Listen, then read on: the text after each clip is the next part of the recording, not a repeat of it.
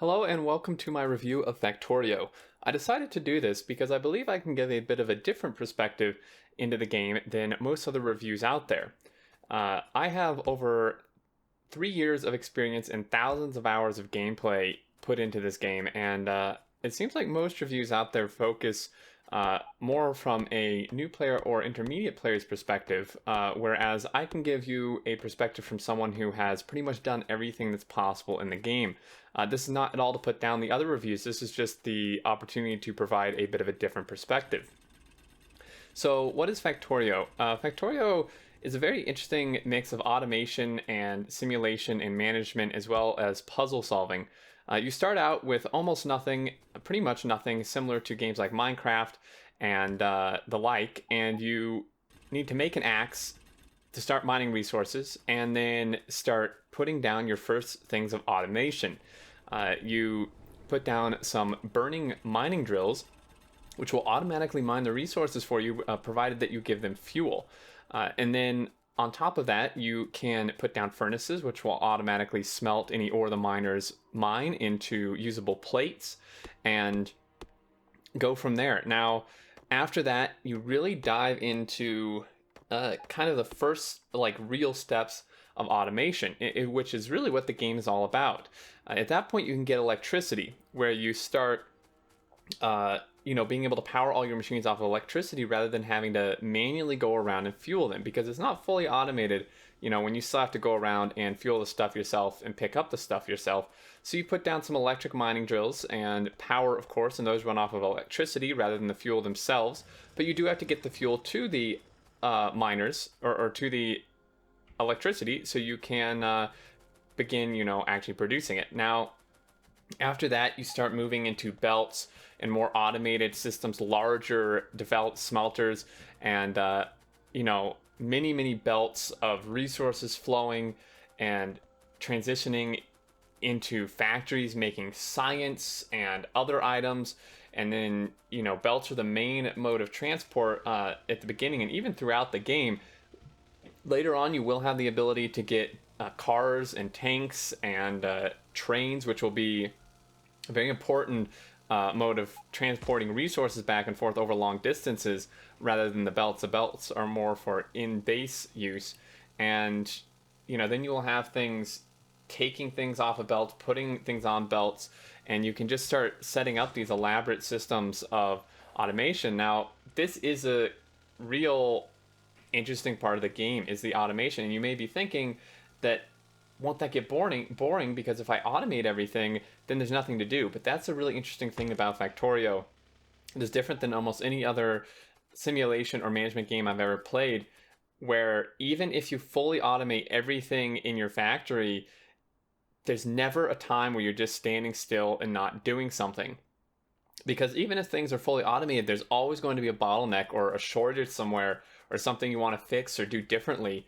Maybe your trains are stuck, or you want to, increase the size of your trains to increase throughput, add outposts to get more resources, or there's a bottleneck maybe of too many resources of something, so it's stopping something else from being made. Maybe you just want to do something entirely different. And through this, you can start diving into the tech tree, which is huge. There is a ton of research, a massive amount of research in the game that you can do and kind of move through as you want. Things from military to trains to upgrades for your miners, better machines, things you can even put in the machines to make them better, and then things you can put down to affect the machines to make them better. I don't want to spoil too much about the game, but there's multiple different types of power, and you can pretty much do whatever you would like. And on top of that, there is multiplayer as well. So if you get bored in single player, because it is a fairly lonely game, you're crash landed on this planet, and you have to defend yourself against the native aliens and build your factory. But it is kind of the atmosphere they make it, and this is on purpose. The atmosphere and the style of the game, kind of the steampunk, run down look of it, is it's kind of dreary. But once you get into multiplayer, it is so much fun, because you can start building different factories with your friends and working together, and it just opens up a whole new avenue. On top of that, there are also hundreds of mods for this game. I would personally suggest not getting into those until you have played through at least once or twice without any mods. But there are mods for pretty much anything you would like to do, whether it be just making parts of the game a little smoother, quality of life mods, or complete overhauls that redo the recipes and all the tech and just make it almost an entirely different experience. Mods for combat that make it easier or harder, so on and so forth.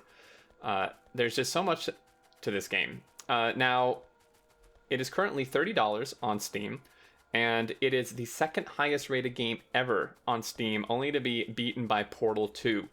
And this says a lot. Now, the reason I mention this is because the Factorio is a game that is hard to convince someone they'll like until they play it. And that may sound odd, but like when you're watching it and when you're looking at it, it may not look all that interesting or maybe a little bit weird, but once you actually get into it, you will find that it completely like envelops you and takes over your time and just really captures your interest.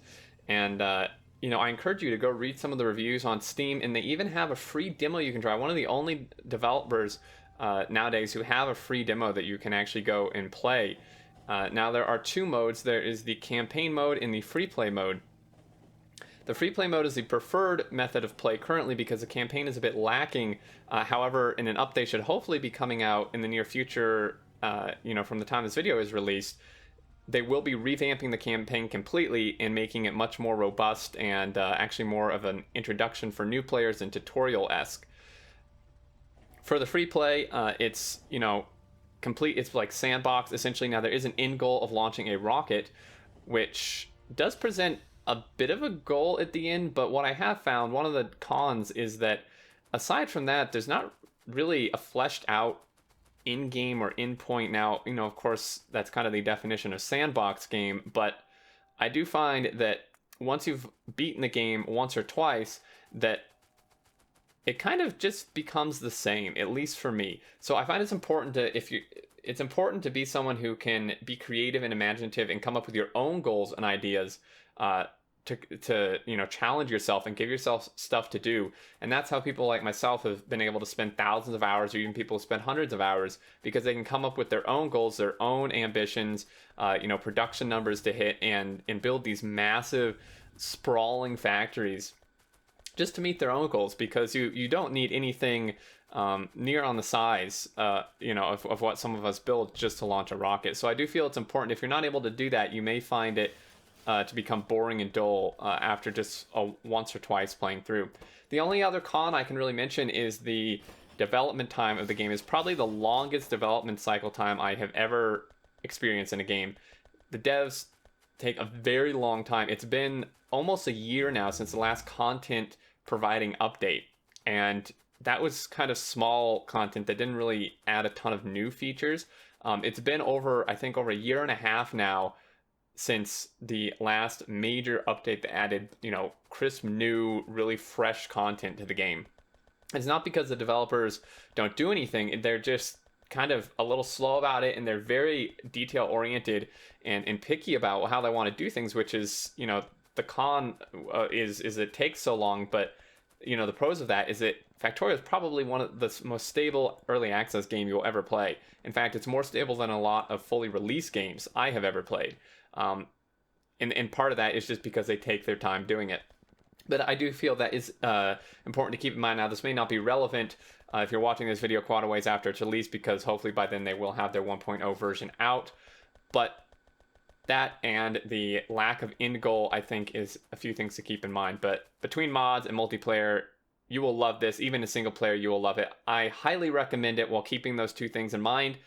And I believe I'm going to wrap this up here.